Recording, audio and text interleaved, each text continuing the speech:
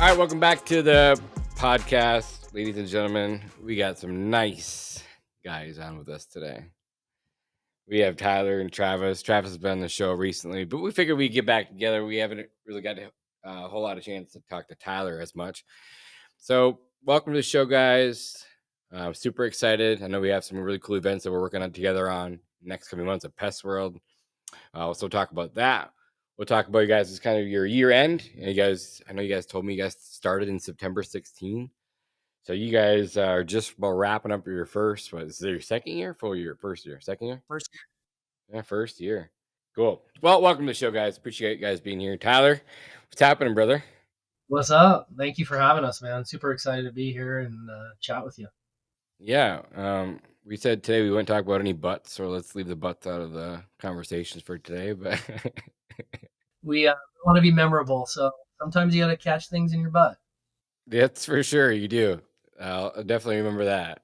So Tyler, kind of just tell me your background. I know I ask this question every podcast, but if you and I are, junior, senior in high school, who's Tyler in high school? Yeah.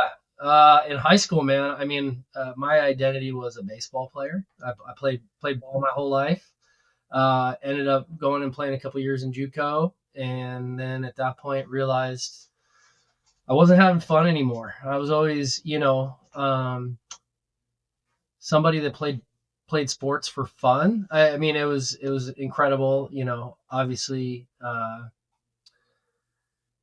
in growing leadership and teamwork and all that good stuff. I mean, being part of a team has always been super important to me. And leading a team, really, like that's my passion in life is, coaching and developing people, leading a team, and but also like building kind of that, as cliche as it is, that family aspect. So was a ball player. What position did you play? I was a corner infielder, so first base, third base. I could swing it a little bit. I played third base too. It was fun. Nice, heck yeah. Yeah, nice. It's good. It's your guys' comment for everything. Just nice. Everything's just nice. Yeah, so hung them up. Went to Arizona State. Finished school there. Met my wife there. Kind of always knew that sales was the route I was going into because that's my strength is relationship building. And so got into sales, sold a lot of different things, insurance, copy machines, packaging. But able to get kind of into, management and team building, which is what I love. Also at the same time, probably about 4 years after I hung up the spikes, was playing softball with a guy that coached high school baseball, and he said, "Hey, you should come out and work with my kids." So I got to start coaching high school baseball as well. Did so off and on for about 6-7 years. Won a couple state titles.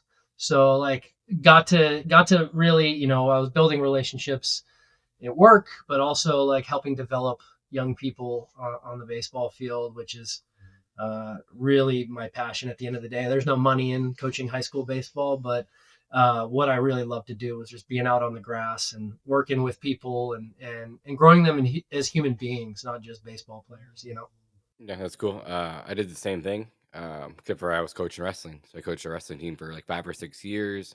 I think I did 5 years, and four out of the 5 years we went to the state finals for wrestling. So it was pretty cool.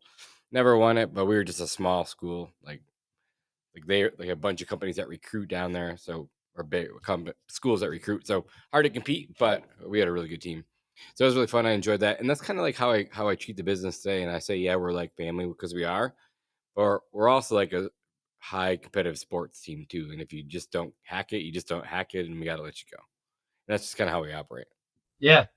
Yeah. I mean, competition is everything in my life. I mean, almost to a fault, I've got a 8-year-old and a 10-year-old, and quite frankly, they're sore losers. And, like you try to teach them how, okay, we're playing a board game. It's not that big a deal. But at the end of the day, it's like, no, I don't want you to get used to losing. Like we're here to compete. We're here to win. So like, you rein it in so they're not freaking throwing the Monopoly pieces across the room. But at the same time, like, I'm trying to raise winners, Yeah, me too. And like people will say something to me once in a while, like we'll play tic-tac-toe when we're up with a bunch of people, my kids, and I won't let them beat me. Like, well, that's not very fun. You let them. Why don't you just let them win? Like, what does that show them?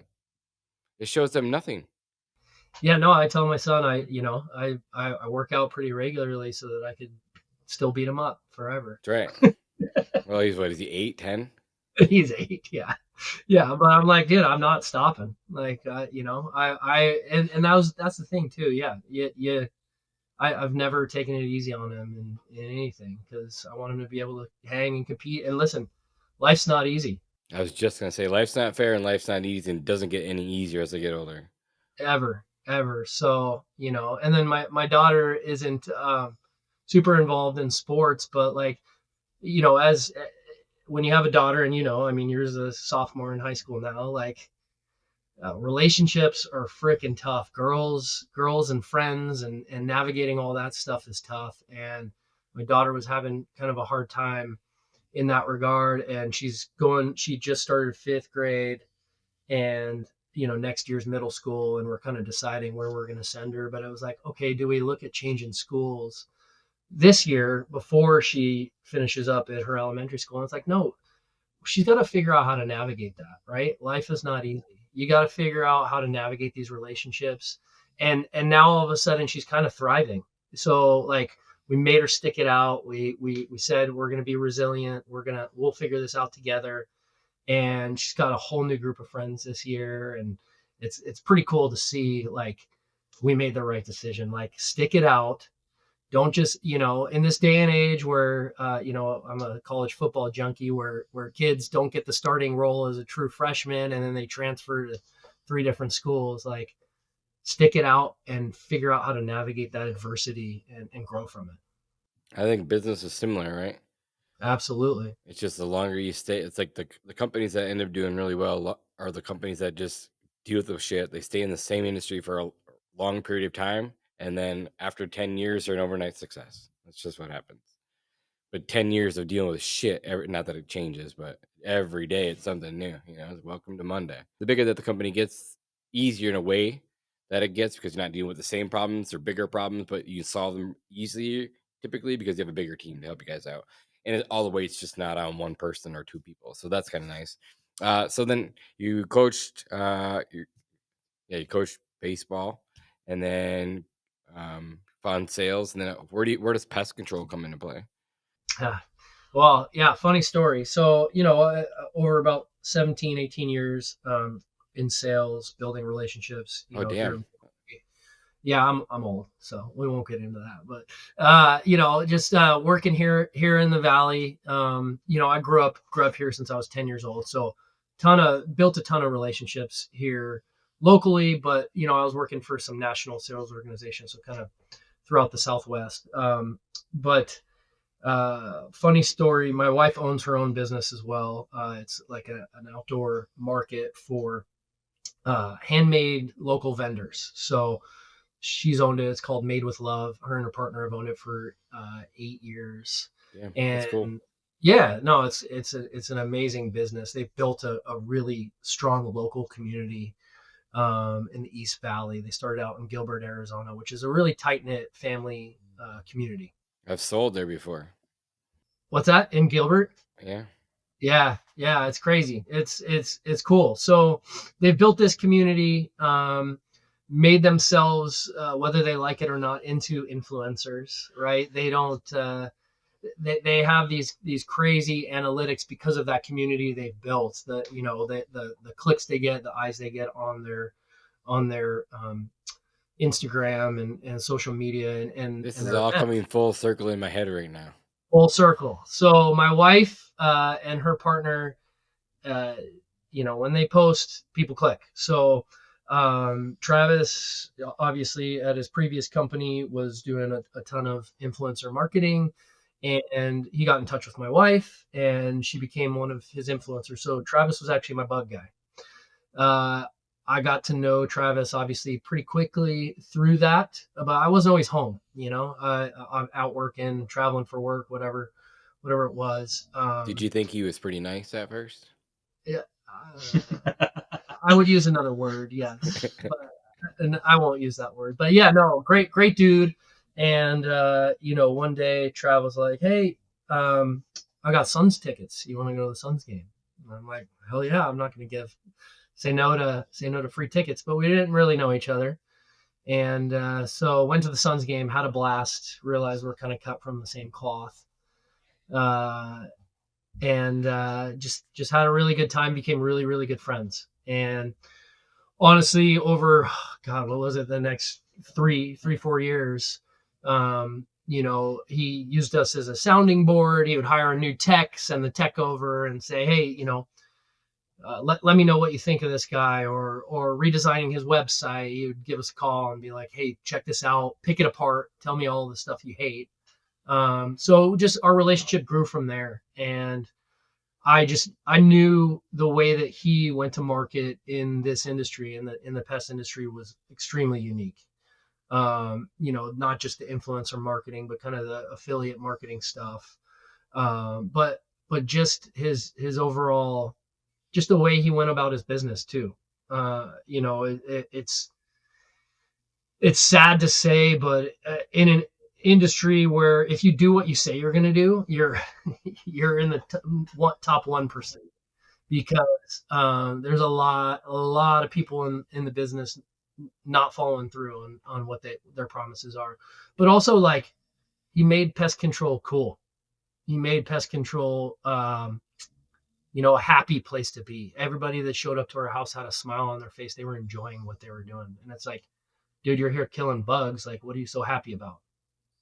And so through that, I'm like, "Hey, dude, I don't know if you're going to branch out into other industries, or like what your thoughts are, but I want to invest in you, Trav. I like the way you go to market. I would love to start a side hustle with you," or, cause I was I've made a lot of money over my career for other people. And so I'm like, I'm an entrepreneur at heart, even though I've never actually done it. Like my first job as a kid, I was a DJ at 13 years old. I started a business there. DJ'd every 7th and 8th grade party in Scottsdale, Arizona, in middle school. So bar mitzvahs, whatever, we would do some fun gigs. But, I always ran my sales territory or my teams kind of like I was running my own business. So, very entrepreneurial at heart. And I'm like, dude, I'm turning 40. I'm grinding for other people, doing really well. But at the end of the day, like, I want to be doing this for myself. I want to build a legacy for my family. Like, at the end of the day, I don't want my kids to be answering the question in high school, like, what does your dad do? Oh, he's in sales. I don't really know what he does. Like, I want them to be like, no, he owns this, right? And really build that thing for their futures as well. So I said, Trav, I don't know if you're going to do something else, start another business on the side, but I want to go into business with you. About a year ago, he came to me and said, "Hey, I think I'm going to be leaving my previous company, and I would love to partner with you, but only if we can go in 50-50 together." And last year's history, man. It's been pretty incredible. Are you sick of paying marketing agencies and not getting results? Well, we are hosting the #1 step-by-step class on how to attract and generate sales without paying a marketing agency or having a huge budget. Most lawn care and pest control owners get stuck at a ceiling because they're dealing with outdated systems or relying on guesswork waiting for the phones to ring. Our upcoming class this Thursday provides proven strategies to generate hundreds of leads without a huge budget. We'll show you how to build a predictable system to grow past $1 million. We show you how to automate your marketing. We'll also teach you how to delegate and build your team so you have more time. So click the link in the description below. Trust me, you're not going to want to miss this. This is the one thing that I wish I had learned a lot sooner. Now, let's get back to the show. Did you stay at your current job for a while, or did you put your 2 weeks in? Were you done? I was double dipping for a little bit. It was scary. It's scary. They didn't love it. I was upfront about it. I'm like, look, I'm investing in this business. And rightfully so, because the company went through downsizing, and changes and all this stuff. So it's like I'm not the type of person to just sit there on my thumb and just take what life gives me. So if for me, it was like I made the right decision 100%. Is it scary to not, have a salary or the income that I did? Absolutely, but we made do, and we're all right, and we're doing everything we can to grow this thing like crazy. And the more growth, the better. But I feel like we're building it the right way and building a loyal customer base. But all of that, was kind of foresight into how Travis was doing things and why I wanted to partner with him in the first place was, let's go change the game in Arizona for pest control. Let's be a brand that people want to be involved with, not just somebody that comes out and kills bugs. Cool. Travis, I don't think I've ever seen you so quiet in my life. See, he loves it because I never shut up, and he used to always be the one that had to do all the talking.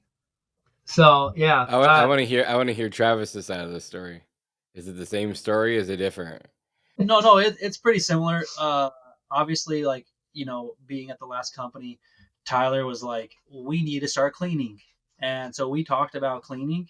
And obviously, I didn't think that the last company was ever going to like not be around. And so when that was the possibility, it was like, all right, well, do we start cleaning? Let's get into that first. And honestly, from my end, it was Tyler being like, heck no, we're doing pest. So honestly, that was like, it was cool to see Tyler come to me and be like, hey, we're gonna do this and we're gonna do it right. And at first he was like, I don't want anything, I just want to invest. And I was like, yeah, right. No, if you want to do it, we're doing it. And like, you have to be an equal partner. And I know obviously going through a previous partnership, people are like, what the fuck are you guys thinking? Why are you trying to get into another partnership? But I think because mine and Tyler's visions align so freaking well, like we're so lock and step. And I'm glad right now Tyler's reading Rocket Fuel. Love it. So there's my first question. Who's who? Who's a visionary? Who's the integrator? I'm the visionary. Tyler's the Gotcha. integrator. Cool.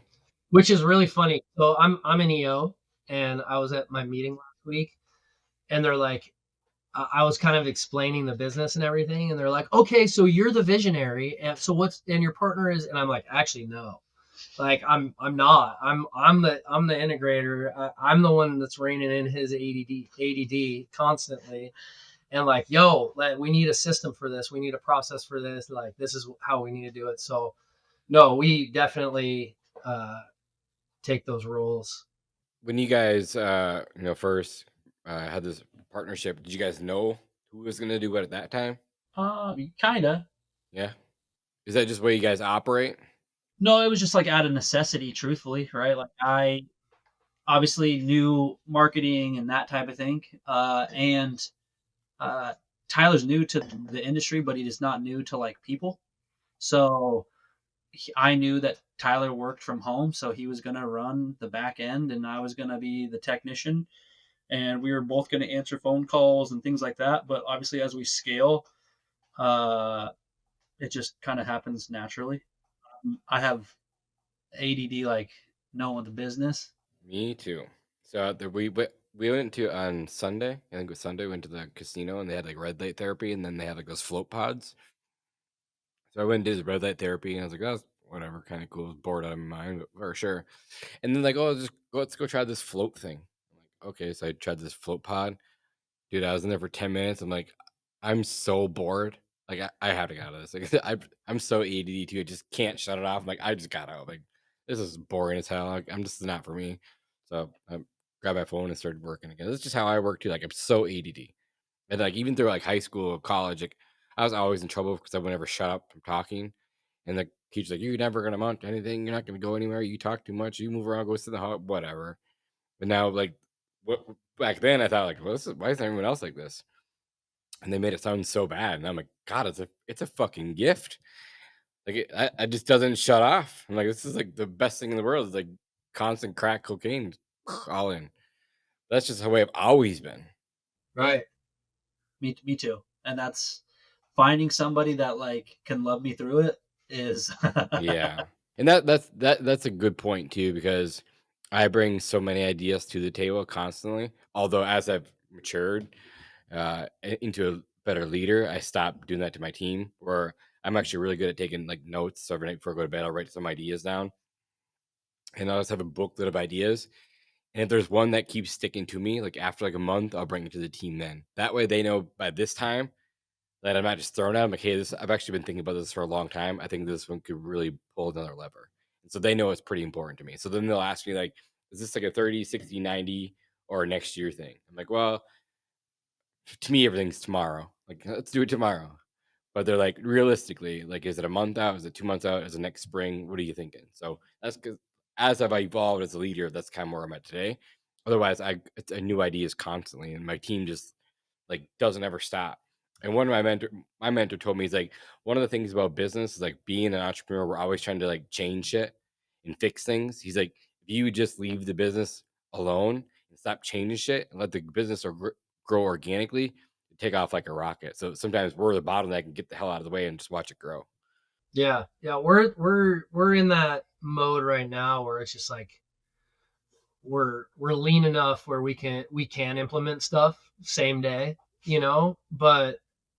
but also, we have to say no to things. It's like let's take absolutely every meeting and learn everything we can about whether it's a property management company or somebody trying to sell us AI software. Like let's take all the meetings and learn everything that's out there, and then as we scale, we can implement these things down the road. But we have to be really realistic and really careful because it can get crazy out there. What are your thoughts, Tyler, on the pest control industry as a whole? And then uh, how is sales different or similar from any other industry to this industry? Oh gosh. The pest control industry is incredible from an opportunity standpoint. I mean, it is. I mean, there's a reason there are a ton of VCs out there buying up pest control businesses, right? The market is crazy right now. But just it's really cool to be able to see the ability to grow and scale inside this business. The fact that, especially here in Arizona, it's a necessity. It's not a luxury product. So And I think the last look, there's 1,100 business license in Arizona right now. So you guys are in a super competitive market, and you're standing out, and you're growing fast. So for all those people who say they can't do it in their market, it's too competitive, think twice because they're doing it. you just got to find how you're different, and execute on that. But incredible industry. There has been a lot of collaboration as well. Like you said, 1,100 companies, but we've got some really good relationships within the industry here that are cool. We're all in an Instagram group chat together. We bounce ideas off of each other. It's called Bug Buddies. So shout out Bug Buddies. But yeah, some really good people in the industry here. On that same token, sometimes it feels like we're in middle school and there's a lot of gossip, but you could find that in any industry, any business. Yeah, even though it's a big industry, but it's small at the same time. Like everyone kind of knows everyone. For sure. And like I said, if you don't have haters, you're probably not doing something right. So we're just gonna have them All the time. All the time. I mean, we had our first internet troll the other day on one of our reels, which was funny. So I get them all the time. Like it's nonstop. But it's like Joe Rogan says, just post and ghost. Like at first, like I get it. Like at first, you have to respond to every single message because you're trying to just show that hey, you're gonna respond. Then it's getting to a point where you can't even keep up. Like you get videos that do 5, 6, 10 million. It's like you can't. And so you're just gonna have trolls, whatever. Just people who sit in their basement, lives at home with their mom that are 40 years old. You do have nice ankles though. I do. Thank you. Nice calves. But yeah, and then as far as like sales, I mean, I think from somebody that has just made a career out of it, selling is selling, and you're selling yourself. And again, I think that's why I saw such a unique opportunity with Travis, and the way that he went to market was it's just it's an easy differentiator. you know, in an industry where it's like super aggressive and like, we're going to kill your bugs. And we joke around. We have you know, my brother-in-law wants to start Grim Reaper Pest Control. You know, it's like, it's just everything's super aggressive, and we kind of go about it a different way, right? We're super self-deprecating on the internet. You know, we're catching things in our butt, or you know, remaking movie clips or whatever that might be, right? But we're not out there trying to make it aggressive or even make ourselves look cool. We're doing quite the opposite. We're making ourselves look ridiculous and getting people to laugh and making it less scary, right? To deal with pest control, because quite frankly, people are scared of scorpions. People are scared of ticks. People are scared of bed bugs and termites and all of those things. So if we can make it like fun or funny and get people to laugh and enjoy us and enjoy our branding, then, you know, I think that's a selling proposition that's a little bit different, you know? Yeah, whose idea was it to start doing all these videos?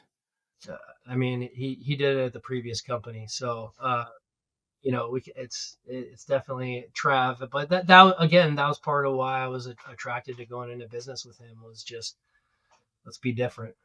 Yeah, because like for me, a pest control company's, you know, the cool factor.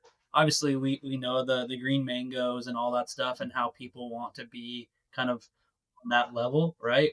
And for me, it was like I've always been the class clown. I've never, you know, I have three sisters, and I see what, you know, they are, you know, going after, and like what they're sold on, and had wives and friends and all of that stuff. So it was like, cool, like, you know, I'm just going to be the funny, approachable guy. I'm not going to be like some big buff dude that's looking like Jonas jacked and sexy. So I have to be funny. And so it worked because they're so used to everyone trying to follow that same model of the green mangoes, trying to have cool clothes, cool trucks, cool whatever. Like I could still wear the same clothes and have the same trucks and whatever, but it just wasn't me. So I just wanted to be approachable. And like, that's the biggest thing I think for us, is like people know who's coming into their house and feel comfortable with it, where it's not just some like random guy that they don't know and they don't feel comfortable with coming in their house. And that's kind of what we're focusing on, more so that, right? Like it's not cool to have a cone in your butt, or, you know, whatever. It makes us look stupid, but our customers love it. They feel like they know us on a completely different level. And then we can introduce technicians and things like that, where like, I'm sure you guys as a large company, and for me, for previous companies, have seen where technicians, you know, a new technician will come out and they'll be like, where's my last guy? Like, I know that guy, whatever. Where like social media has kind of nixed that, where it's like, hey, we're announcing our new technician that just started 2 weeks ago, and now everybody's excited to meet him, and they're like, oh my gosh, we saw that you're here, like, how is it, whatever. So it's kind of flipped that whole entire like objection. That's cool. Yeah, one of the questions I had written down is when you guys hire a technician, I'm assuming that you guys probably know this person already, and he probably knows you too, but how do you convince him to want to get on camera? Does he know he's going to be on camera before he's even hired? Oh yeah, for sure. There's questions that we ask, right? We dress up for Halloween. We're idiots. So it's like, hey, are you comfortable with doing these things? And if they're not, then they're just not the right fit. But like one of our technicians, Sterling, wasn't necessarily super excited about it, but now that he's like a part of it, sees everybody else doing it, he's more he's having a lot more fun with it. And customers ask him all the time now to be in videos, and he's definitely opened up a ton than when he started. So it's all on brand, and if you're not on brand, then you're off brand, and you don't have a job, so it's okay.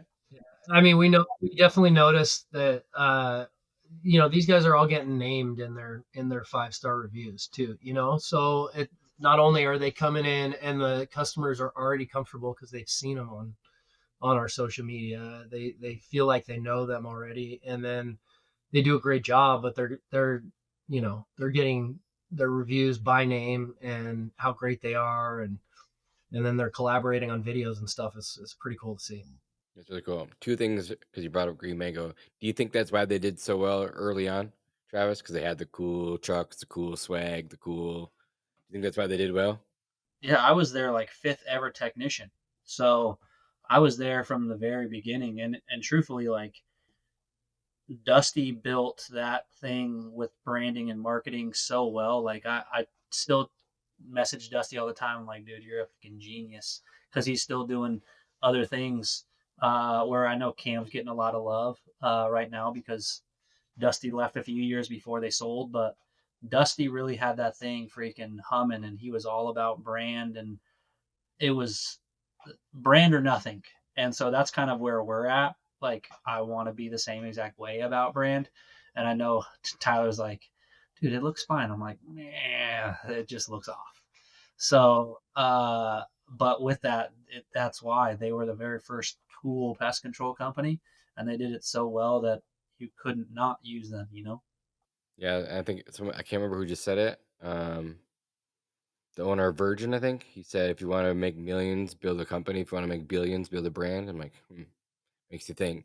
Like double down on your brand, you know. And then the second question about Green Mangoes. Obviously, they just got bought out by Pesco. Was that 6 months ago, a year ago? Can't remember exact timing, but yeah. Um, have you seen a lot of customers come from there because of that? Yeah, for sure. Arizona is such a switchover market, anyways. But yeah, definitely Green Mango customers have switched over just because obviously it's a huge corporation now taking over, and they've changed a ton of things. Yeah. So Did they rebrand, or is it still they starting to run at Green Bag? Yeah. it's still the same brand, but you can always feel the change, I think. And I've noticed it since 2020, because all the private equity companies are coming in, and there's 20-30% loss on every single one of them, it feels like to me. And I've talked to a few of the owners, and so every single time a new company, a bigger company's bought out, you see a huge influx of people coming to the market for a new company. And honestly, I think we positioned ourselves pretty well, because we do use social media a ton where they use social media. They were doing influencer marketing and we're doing influencer marketing, and so we're gaining a lot of the same customers from the same avenues.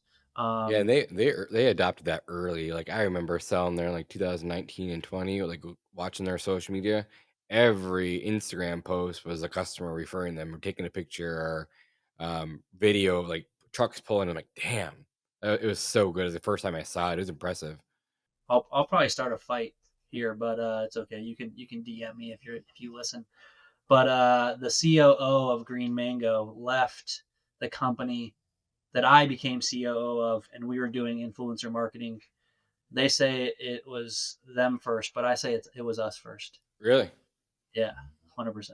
that's awesome. So where did that come from? Was that you, Travis, back then even? It was me and the owner of the company called True Force, me and Jameson. Yeah, where did the idea come from? Honestly, it just came from like both of our wives buying everything on Instagram and seeing everyone being influenced by like the Kardashians and everything. And it was like, well, why can't we get these local moms that are, doing the same exact thing with 10, 15,000 followers, do the same thing about pest control?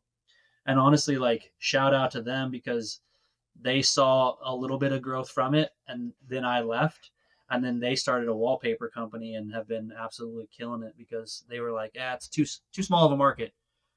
There's influencers here that are only here, but like, how do we get it across the US? And they started a wallpaper company, and they're crushing it now. So Yeah, it's pretty incredible. So that was what year would you say? 19, 20, somewhere in there? we started in 18. Yeah. They dropped it in 19, and I left in early 20. Awesome. All right. Well, let's fast forward to September 16th. You guys started launched this business, started influence marketing. Kind of walk us through you guys' first year. I know it's been impressive to watch. It's been fun to watch, that's for sure. Got a lot of laughs. But walk us through that first year, both of you. Yeah, honestly, it's been fun. We obviously, like, our vision is so huge that the accounts that we're at right now is not where we want to be. I wanted to be a couple hundred. more than where we're at currently, but 1,300 accounts. We have 4 trucks for pest, 1 truck for weed control, and we're just trucking along every single day, dude. Yeah, where did the weed control part come into play? There was a weed control company that I knew of, and I knew that like if we can market the same way and do what we wanted to do, it could be a good add-on service. And so it's been, I wouldn't say it's where we want it to be, but it's been okay.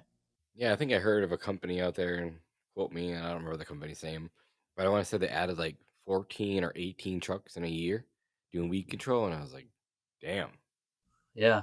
that's a good business. I told one of my friends that you guys might know out there, John, a long time ago, like early 2017, 18. It's like if I were to come out there, I wouldn't do pest control, I would do weed control only. To feel like it's a wide open market. It is for sure. No, it's huge. I mean, residential, you're not going to be like necessarily the biggest.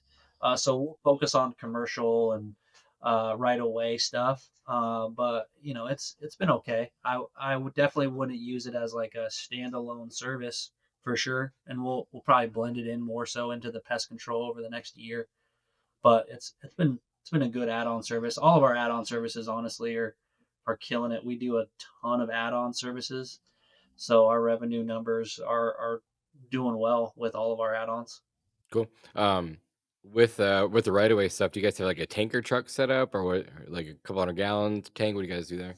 Yeah, it's mostly John Deere little tractors. Oh yeah, cool, So that's how you do it. awesome. Yeah, it's different up here. We pull a hose for all that stuff. You know, we have 500 gallon trucks, and we just pull hose for all of it. But it's a great service for sure. We've done weed control or even fertilization weed control since that day I started this business. So it's something we've always done too. Works great. Um, and then so you guys are almost wrapping up on the first year. So you wish you would. I think, but again, that makes me think of something else. I think no matter where we're at in business, it's never fast enough. And so, like next year, you probably triple your accounts. Like, damn, it's still not fast enough. Like, same with me. It's never gonna be fast enough. We always want to go faster. We always want to be bigger. So that's never gonna change, Trav. No, I know, and that's honestly cool. Like why it's so cool to have Tyler, because I know we said he's like the integrator, but he still has very visionary personality as well. Where there's things that he'll bring to me, and I'm like, dude, that scares the shit out of me. No, thank you. But it's cool to have somebody that wants to like push and grow and honestly scare the shit out of me sometimes. So uh, I don't think it'll stop because of that. Like we both have a burning desire of like, dude, we had 10 sales today, but like we need to hit 10 sales every single day. And then we hit 10 sales for, a week straight. And it's like, cool. Well, now how do we get these huge contracts and, whatever. So it's cool to have a partner that wants to grow the same speed, sometimes faster. Yeah, that's cool. So we're going to be in Pest World. We'll hit on that for a little bit. Let's chat about Pest World. Like, when's the last time you've been to Pest World? And Tyler, have you ever been? Yeah. We had just started last year, so we were there in Denver, and it was awesome. Great week. Learned a ton.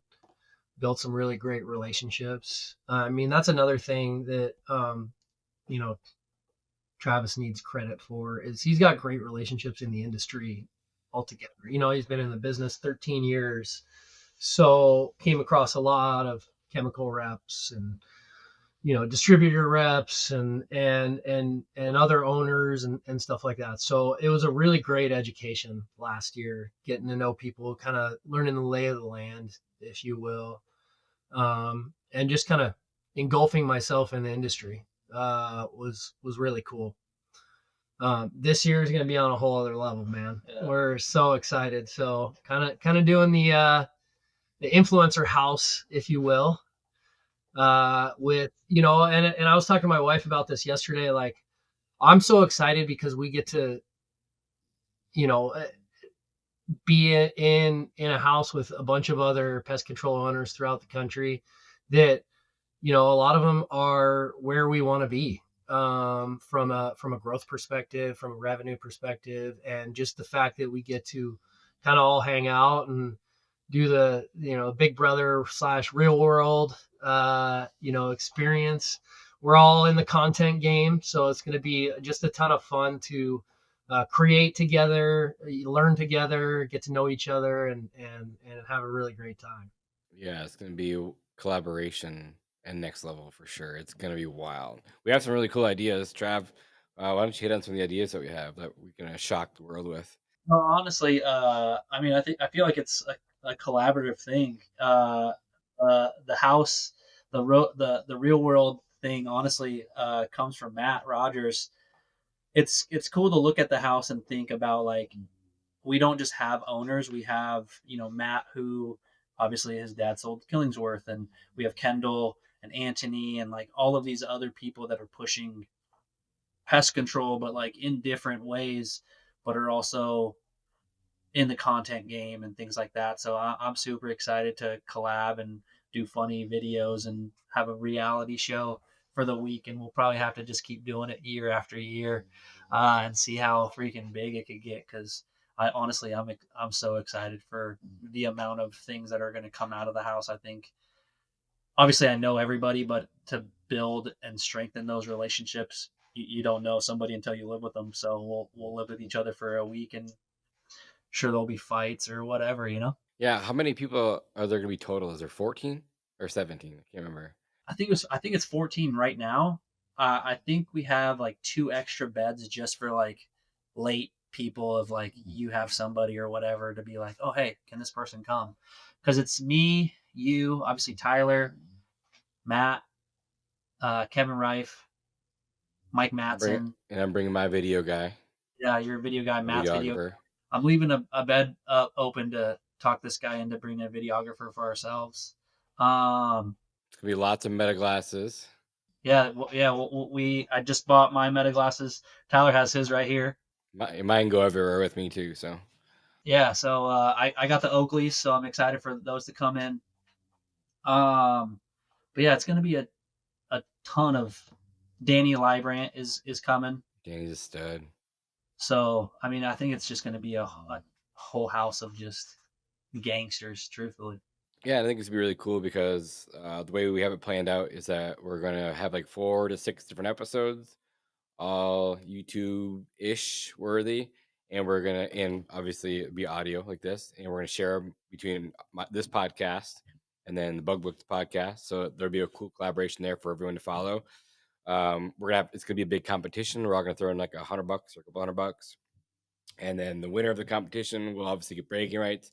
And my idea, what I told Matt was like, how about we take the money, split it in half, and the winning team or winning person gets the winnings, and then everyone will come up with their own place that they want to donate to.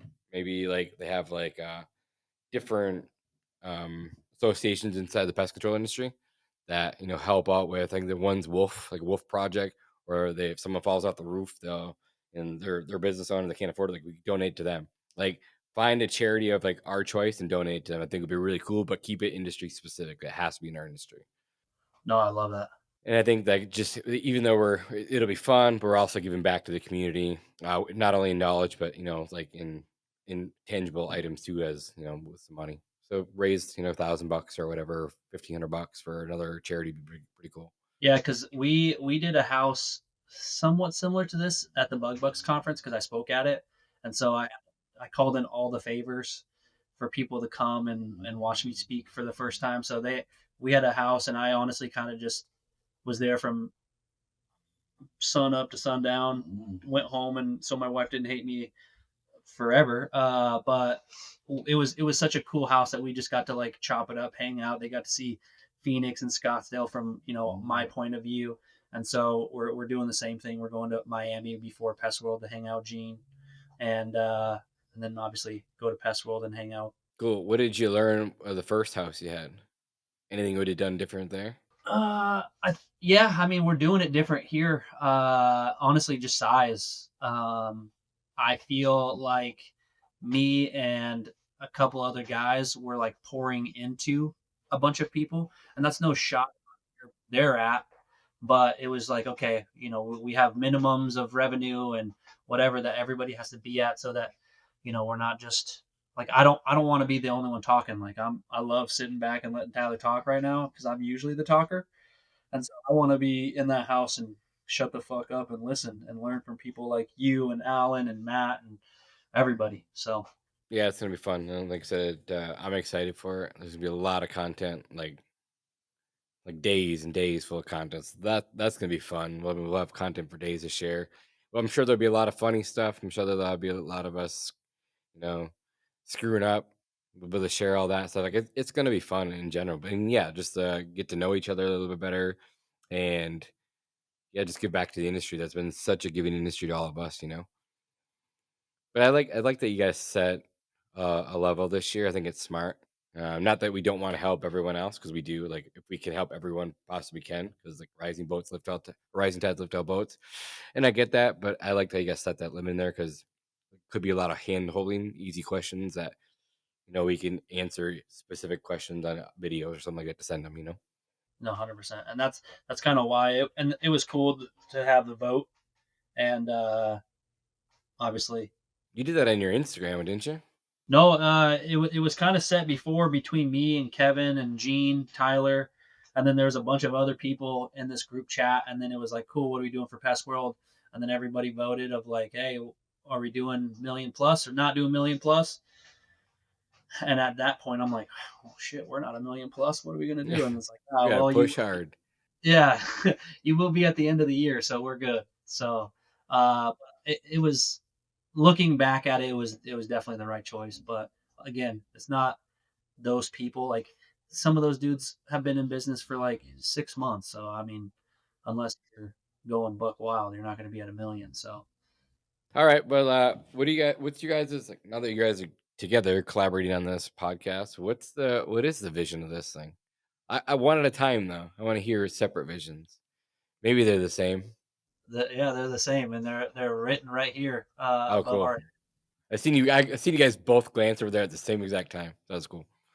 Yeah, I mean, our goals are to grow this to a very large yet sustainable, um, you know, reoccurring business. So, we set these goals our first day together a year ago, and it basically goes from daily goals all the way to 5-year goals, and really in the next 5 years we want to grow this to a $15 million a year business. That's the goal. So it's a million after 1 year, 5 million after 3 years, and 15 after 5, and then exponential from there. So massive growth, massive scale, but we've been running this thing from the beginning like $1 million company, and putting the infrastructure in place so that we're not scrambling and being reactive, but we're already proactive in that regard. So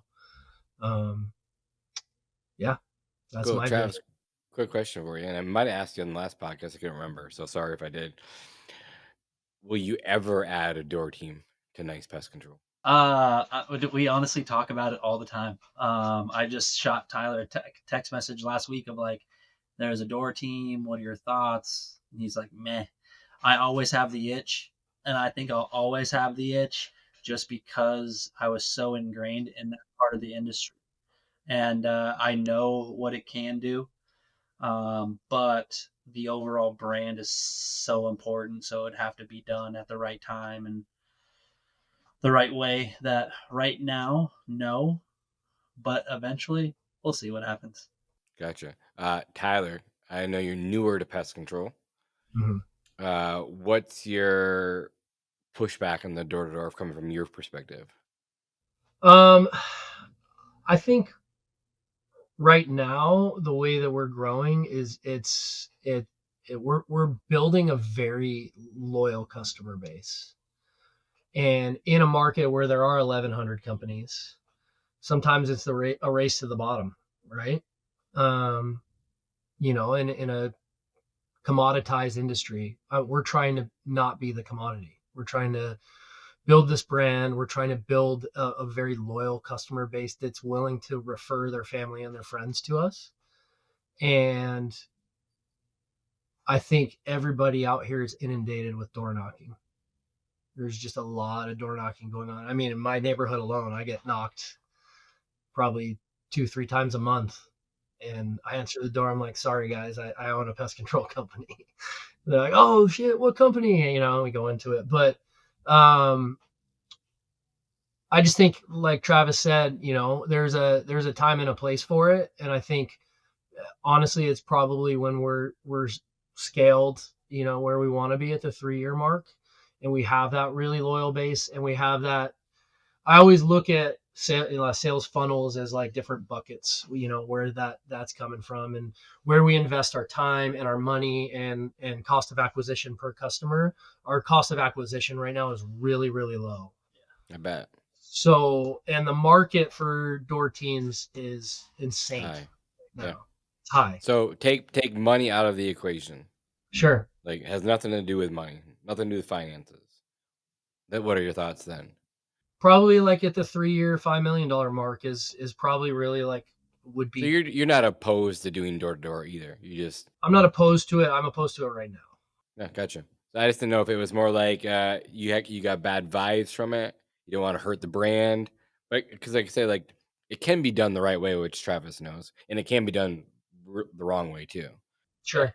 Sure. No, honestly, for me, a lot of it, and I didn't mean to like throw it on Tyler. It's me too. The brand is honestly so important to us. Where like we just got an offer like 2 weeks ago to sell, and it was like, we'll give you 1.5 of revenue, like right now, and I'm like, nah. I get that. I get that every day, and I'd be lying if it wasn't enticing, because I could retire right now and never work again in my life. But that's just not exciting at all. Like it's not like I don't care. It's not about the money at this point in my life. I'm having so much fun doing what we're doing. Exactly, and that was where it was like for us. It was like, all right, cool. Like we're building this brand to be so much bigger than a couple $1,000,000. Where like, do we even like go down that route? And it's like, cool, same thing for door to door. You know, are they going to have a huge nice across their chest and be knocking and getting people pissed off and doing whatever? And right now, you know, we're at 1,300 customers, so our the possibility of that going wrong and losing, you know, if we lose 10% of our customer base in the next month, it's going to hurt a lot less than if we lose a couple hundred customers in 3 years from now. Yeah, I agree. It also, you know, gives us 3 years of brand positioning in the market, and we become more of a known name than we are today, right? And they see our matte blue trucks and they get excited versus, you know, somebody pissing them off at the door. Yeah, and again, like we always hear the horror stories because you hire. I'm not even bashing marketing companies out because I'm not, but you hire a marketing company and they just don't care about your brand like you care about your brand. Yeah. Right. And so there's other slinging deals because that's what they're used to doing. And they're not even doing it on purpose, but we can't control everything that every single rep says either. So I agree with you to a point. It can be done the wrong way. It can be done the right way. That's why up here we decided to build our own team, not hire a marketing company, that we can teach them the right ways. And not that we've done the best job or we can't do better, but they're in it for our brand, no one else's, you know. And they're not going to be gone in a month selling for someone else, which is what I like. Yeah, exactly. We'd love to, you know, have our own internal sales team. And for us right now, it's more like, let's go get into these local communities and build relationships via networking. Absolutely. You know, word of mouth, and you know, we're willing to invest the money in paying our affiliate marketing. Absolutely. It's way easier to answer phones than it is to knock doors. Right. 100%. Yep. And with Pest AI, we don't even have to answer our phone. It's just a text message. So that's like the best thing in the whole world. So it's like, cool. If we hammer down and just like stay focused on what we're doing now, what's the growth potential? Yes, it is door to door a huge influx, obviously, but the scalability of what we're doing, like we run numbers all the time of like, okay, if this is how we grow at this percentage every single year, year over year, we're gonna crush these numbers. And I've already done it at a previous company, so why can't we do it here and do it way bigger?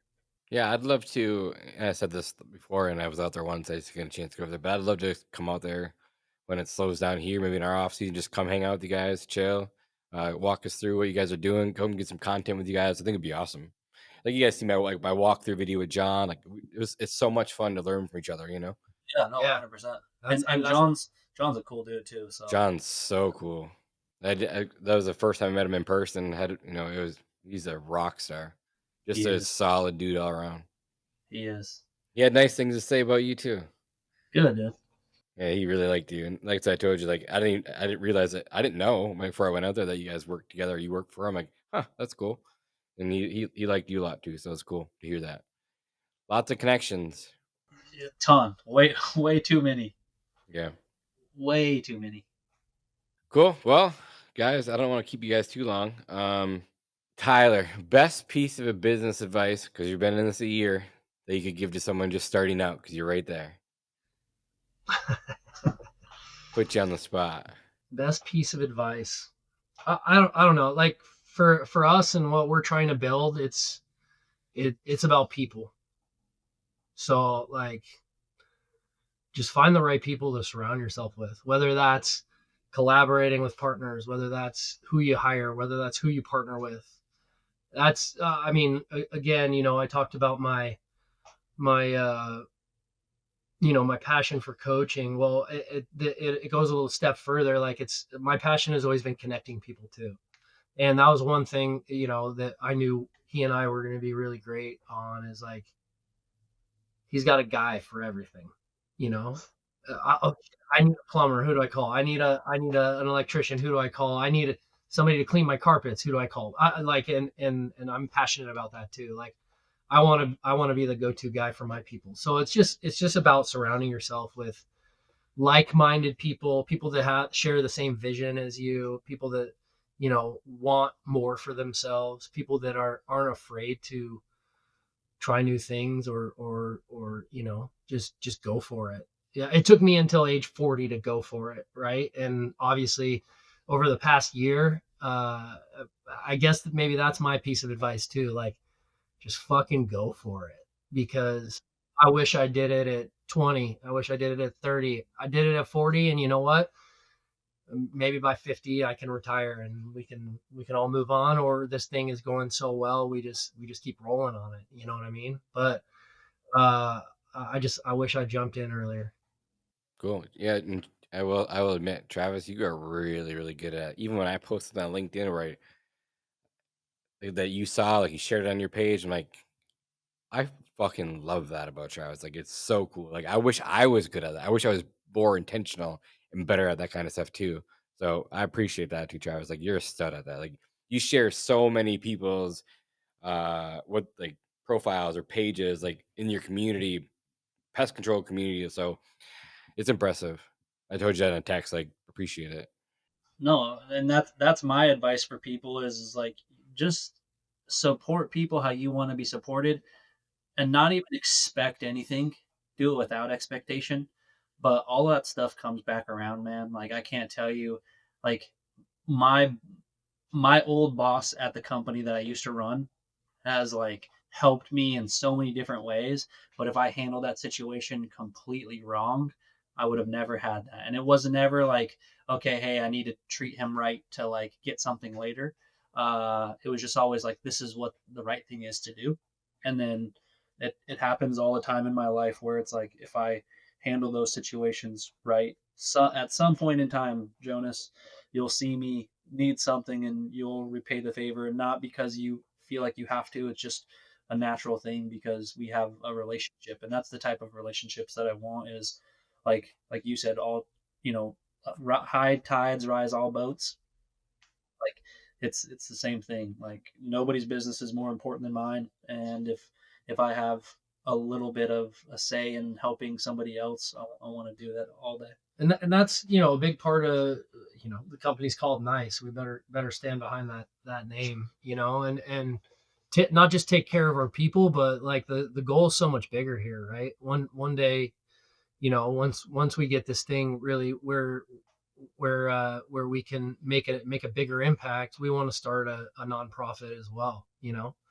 Nice nice people, and take care of our community, and we started a podcast, right? But our podcast is about other people, right? We're bringing in game-changing entrepreneurs to our podcast in the market here, and highlighting them and their stories so people can get to know them and support their businesses. So again, it's much more, and obviously I saw a tremendous opportunity in the pest control business and in Travis to financially, benefit my family. But at the end of the day, like, I wanted to start this business for my family's legacy, right? I want to leave behind a legacy of helping people and growing the local community here, and then starting the nonprofit and giving back. And one of the first things we did too, a little bit of thinking outside the box. I'm talking a lot here, but we started a NIL deal at ASU. We're both massive ASU football fans, and so we're giving back a little bit of money to the university. Like, I'd love to have my name on a building there one day, right? And why? Because not just because I love college football, but I met my wife at ASU, and that was so much of my formative years. Like, I want to give back to the community that has given so much to me. And I think when you go about your life in that way, like, not expecting necessarily anything back, it's going to come back, tenfold, 100-fold. So Let's go with the podcast. What's the podcast called? it's called Nice as Fuck, but the fuck is bleeped out. Yeah. But we're highlighting, like I said, highlighting other local businesses and entrepreneurs that have Smart move. unique stories. So Smart move. I like it. Very, very smart marketing. And from the Giants right here, dude. Somebody That's like right. you. That's right. I appreciate it. Mine's just for the pest control industry. Again, it was never supposed to be like this. I was just, my friend said, "Hey, someone should start a podcast," because we were all in this group together. And then our mentor went on a hiatus because he sold his company. We were just going to do it to connect, and then no one did it. So I just like, oh shit, I'll do it. I just turned on my laptop and started recording, calling our buddies, just catching up, so all of us could listen to it. And now 140 some, 50 some episodes in, this is what happened. And I just kept doing it. Now it's like one of the big, if not the biggest, one of the biggest pest control podcasts in the industry, which I don't care. I just have fun doing it. I get to learn. I get to meet other people. Like, the connections that come through, they're so crazy. Yeah, for real. No, you're huge, dude. I'll give you the number one spot. I don't know. I'm not sure where it's at. I don't know. It doesn't matter. But it's fun. Like, it's just fun. I don't do it for anything else but fun. I don't sell shit through it. I don't have guests come on and sell to my, like, I don't do it. Like, I'm not taking ads. Like, I don't care. I just do it because I love to do it. I love to learn to meet other people, mhm. Well, honestly, I was surprised when I was texting you. I was like, "Do you do advertising?" You're like, "Nope." I was like, "Oh, you should." You're like, "Nah." You're like, "Chill." I'm like, okay, well, damn, all right. I should and I could and I get offers all the time, but it's like, and not that I said that I wouldn't, Travis, 'cause I'd be lying, but I don't want to be owned by someone. I don't want them to say that I can't say this, I can't swear. Like, this is my podcast, I'm gonna do whatever I want. And then two, like, I don't want to always feel like I'm just selling to someone. Like, that's not the goal here. The goal is to, like, help the community as a whole get better. And I get to learn along the way. I get to learn from really cool people like yourselves.